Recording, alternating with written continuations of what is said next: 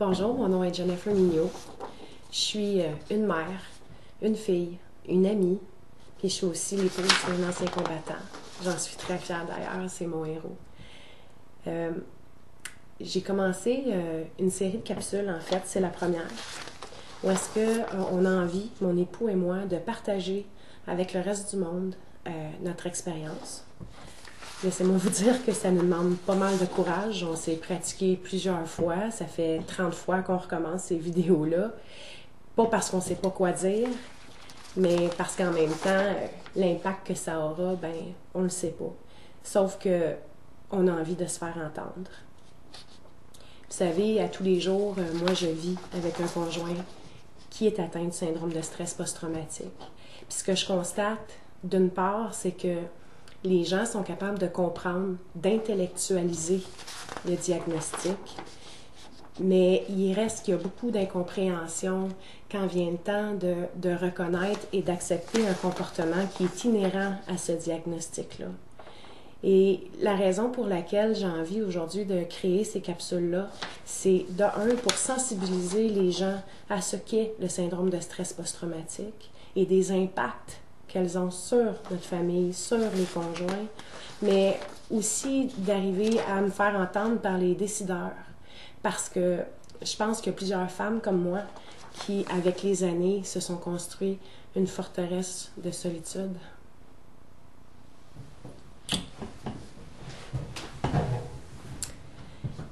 C'est ça. Mon mari vient de partir parce que pour lui, c'est difficile. Ça lui demandait énormément de courage. Il voulait faire sentir qu'il était avec moi parce qu'il reconnaît les impacts que ça a sur ma vie, sur celle de nos enfants. Et puis, je demeure quand même seule dans ce combat-là. C'est la réalité de plusieurs femmes comme moi qui, pas qu'on n'arrive pas à se faire entendre, mais on s'isole tellement derrière les secrets, derrière les impacts, que avec les années, ben c'est ce que je constate aujourd'hui. Je me suis créée une île déserte où est-ce que les gens n'arrivent plus à m'atteindre parce que je ne sais plus comment les faire rentrer dans nos vies. C'est drôle à dire comme ça, mais excusez-moi, des fois c'est difficile. Mais je pense que comme femme, j'ai le devoir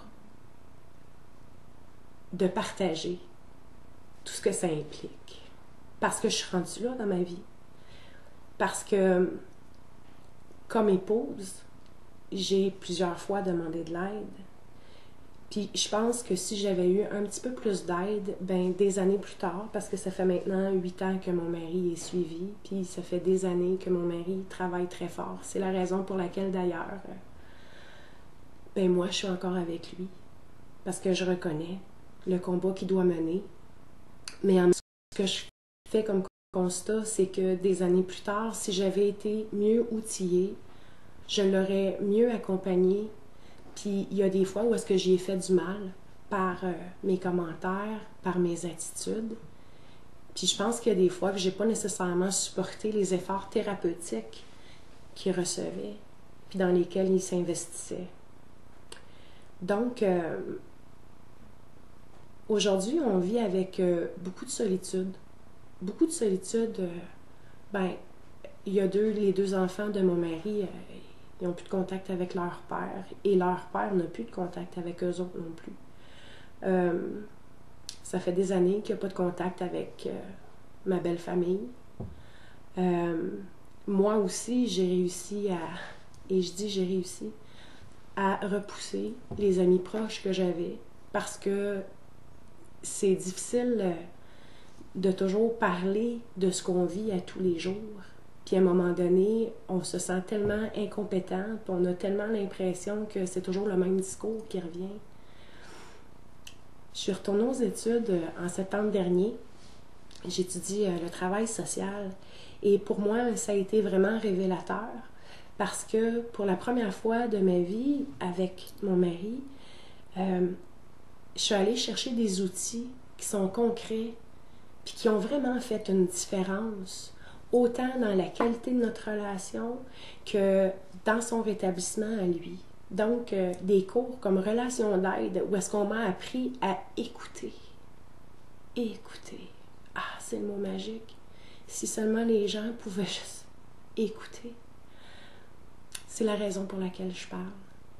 Maintenant, je suis capable d'écouter, puis je suis capable de parler, puis j'ai envie de le faire.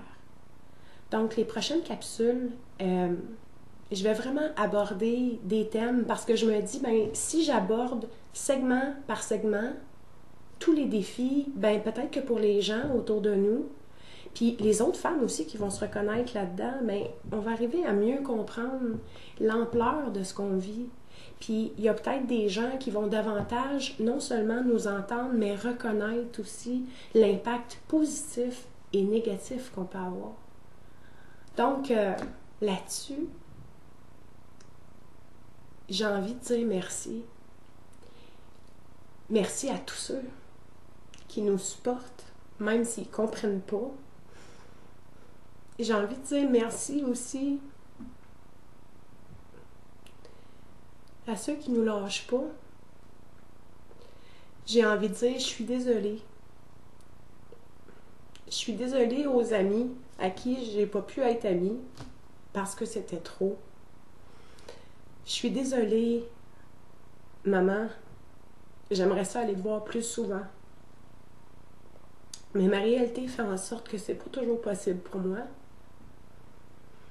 J'aimerais ça dire aux enfants de mon mari que je suis désolée de ne pas avoir été capable de faire une médiatrice puis de vous faire sentir à quel point votre père avait besoin de vous. À quel point il aimerait ça connaître ses petits-enfants. Mais ça fait partie du processus. Puis c'est les épreuves qu'on a passées ensemble qui me permettent de vous parler aujourd'hui.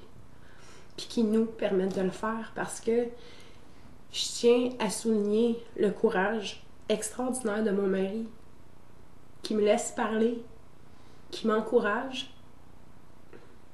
Parce que c'est le résultat des traitements. De plus en plus, il est conscient. De plus en plus, il ressent des émotions qu'il n'avait jamais senties avant. Puis moi, là-dedans, ben, tout ce que je veux, c'est être une meilleure partenaire de vie pour lui, mais aussi d'être une mère puis une belle-mère à la hauteur de ce que les enfants méritent. Donc, excusez-moi, j'ai des larmes, mais je ne suis pas une victime. Je ne le serai jamais. Mais you've created a monster. Puis vous allez m'entendre désormais, jusqu'à temps que les choses changent. Pour moi, pour celles qui vivent ce que je vis, puis aussi pour les femmes qui s'en viennent dans le système, puis qui vont arriver à un moment donné. Fait que là-dessus, merci de me suivre. Merci de suivre mon mari puis de l'encourager.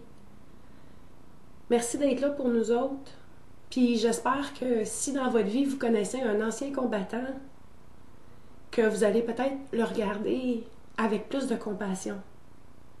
C'est mon objectif. Et là-dessus, je vous remercie. J'ai hâte de vous reparler. Bye bye.